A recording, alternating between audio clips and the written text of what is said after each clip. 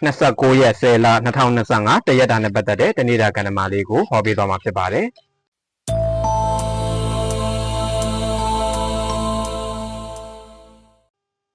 အချို့သောသူတွေအတွက်အချို့သောအရာတွေဟာအဆုံးသတ်ကိုရောက်သွားမှာဖြစ်တယ်အဆုံးသတ်ရောက်နေတဲ့သူတွေပြန်လည်စတင်လာလိမ့်မယ်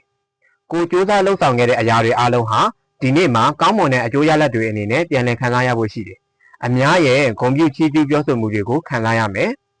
အမွေရတတ်တယ်မိသားစုထဲမှာလက်ဆောင်ရတတ်တယ်ကိုဘဝရဲ့အကောင်းဆုံးမိဘအမွေမိသားစုအမွေတွေကိုရတတ်တယ်ပညာအမွေဆက်ခံခွင့်တွေကြုံရတတ်တယ်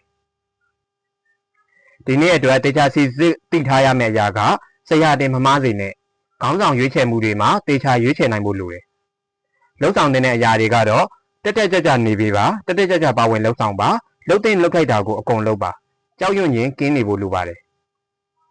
Lucky number နဲ့ universe message ကိုဗီဒီယိုရဲ့အဆုံးသတ်မှာထည့်ပေးထားပါတယ်တနေ့တာလုံးဆင်ပြေချောမွေ့ကြပါစေဗီဒီယိုကိုဆုံးဖြတ်ကြည့်ပြီးတဲ့အတွက်ကြောင့်မို့လို့အားလုံးကိုကျေးဇူးတင်ပါတယ်